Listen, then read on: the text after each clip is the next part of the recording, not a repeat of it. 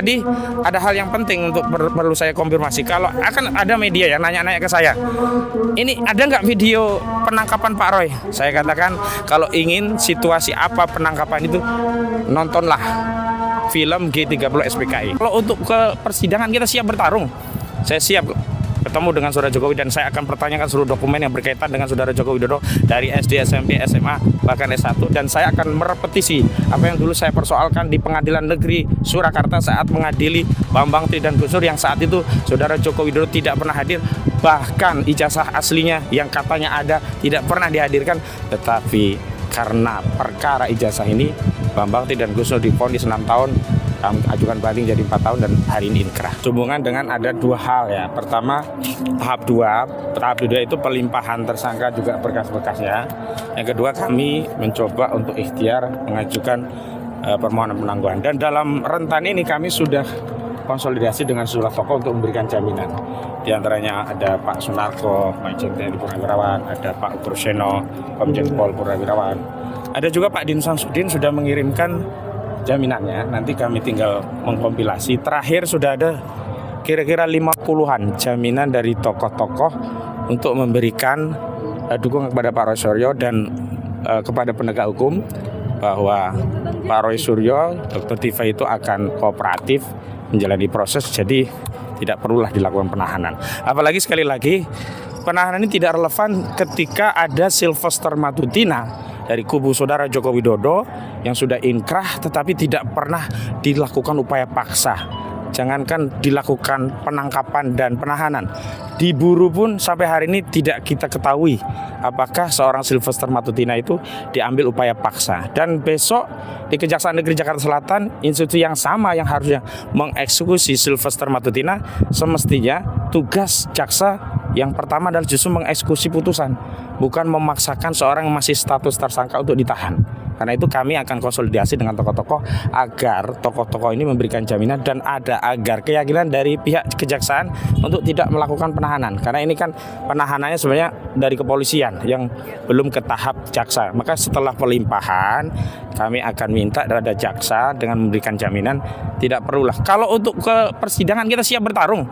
Saya siap ketemu dengan Saudara Jokowi dan saya akan pertanyakan seluruh dokumen yang berkaitan dengan Saudara Joko Widodo dari SD, SMP, SMA, bahkan S1, dan saya akan merepetisi apa yang dulu saya persoalkan di Pengadilan Negeri Surakarta saat mengadili Bambang Tri dan Gus Dur yang saat itu Saudara Joko Widodo tidak pernah hadir, bahkan ijazah aslinya yang katanya ada tidak pernah dihadirkan, tetapi karena perkara ijazah ini Bambang Tri dan Gus Dur divonis 6 tahun, kami ajukan banding jadi 4 tahun dan hari ini inkrah.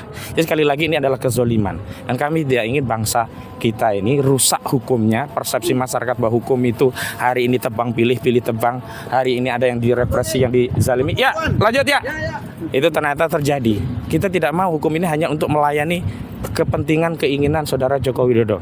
Kalau Saudara Joko Widodo gentleman, ambil langkah seperti yang dilakukan oleh Luhut Binsar Panjaitan ketika menghadapi Haris Azhar dan Fathia Maulidiyanti. Yakni apa? Proses hukum tapi tidak ada penahanan. Tidak perlu itu disusupkan pasal 32, 35. Itu kan modus saja, motifnya ingin melakukan penahanan agar ancaman pidananya di atas 5 tahun sehingga ada alasan untuk melakukan penahanan. Dan kepada aparat penegak hukum, jangan mengikuti atensi dan intensi dari Saudara Joko Widodo yang motifnya ingin mencelakakan anak bangsa, padahal dia sudah 2 periode menjadi pemimpin di Republik ini. Semestinya dia tunjukkan sikap negarawan dengan memberikan ya keterbukaan terhadap informasi yang dimilikinya, bukan malah mengatakan apa wewenang Anda menanyakan tentang ijazah saya, tidak ada kewajiban hukum bagi saya untuk menunjukkan ijazah saya. Dan ini sekali lagi bahkan seorang tokoh sekelas Pak Yusuf Kalla yang memberikan nasihat untuk menunjukkan ijazahnya pun masih ditafsirkan sebagai orang yang tidak percaya ijazahnya dengan menyatakan semuanya nanti akan kita tunjukkan di persidangan. Dan itu adalah kebohongan yang direpetisi. Kenapa? Dalam sidang pidana yang punya kewenangan untuk mengajukan bukti itu bukan lagi orang yang melapor, tapi sudah berpindah kepada jaksa. Sehingga narasi akan ditunjukkan di persidangan itu tidak relevan. Kenapa? Bukti dokumen itu semuanya menjadi bukti persidangan yang kewenangannya ada pada jaksa. Kecuali dia menyatakan, nanti Pak Jaksa yang akan menunjukkan ijazah saya karena sudah disita. Itu baru benar.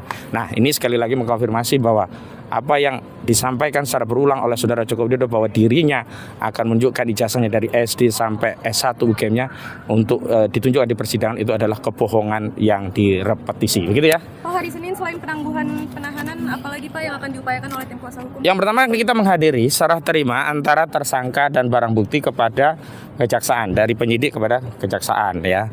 Yang kedua, memang kita sekalian mengajukan tadi surat penangguhan penahanan dan memang kita minta kepada tokoh-tokoh untuk bisa mendampingi saat proses tersebut, sekaligus untuk menunjukkan bahwa benar ada jaminan dari tokoh-tokoh yang memang sudah kami lampirkan dalam berkas permohonan penangguhan begitu. Kondisinya gimana Pak tadi Pak di dalam? Oh itu nanti tanyakan penyidik ya. Pak Dinsa Samsudin siapa lagi Pak tokoh? Ya, Komjen Pol Ogroseno, kemudian Pak Said Didu, Pak Marwan Batubara, kemudian ada juga Pak siapa tadi? Yang kemarin datang itu tokoh-tokoh kita itu? Oh ya udah tadi. Nah kita juga masih terus mengkonsolidasi tokoh-tokoh lainnya. Nanti ini juga gabungan karena ada LBH APPP Muhammadiyah juga terlibat. Nanti ada juga konsolidasi dukungan dari Pak Gufroni selaku ketua tim LBH AP Muhammadiyah yang juga bersinergi dalam pembelaan kasus ini.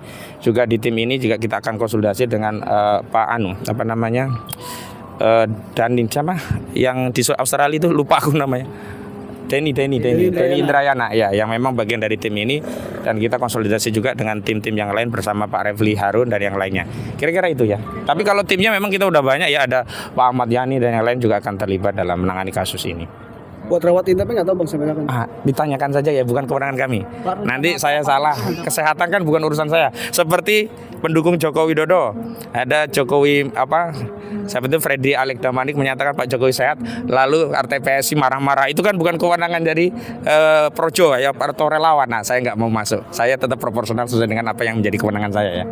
Oke, cukup ya. Ada rencana mau pra-peradilan Pak? Pra-peradilan di waktu yang mepet ini rasanya tidak relevan. Apalagi ketika kita ngajukan pra-peradilan, kemudian berkas dilimpahkan, kan kita gugur kehilangan objek. Itu ya buang-buang waktu saja lah ya. Tetapi bahwa penangkapan Pak Roy itu adalah penangkapan yang tidak beradab, ya kami sampaikan kepada rakyat. Karena saya ingin rakyat itu ikut mengadili perkara ini. Kenapa?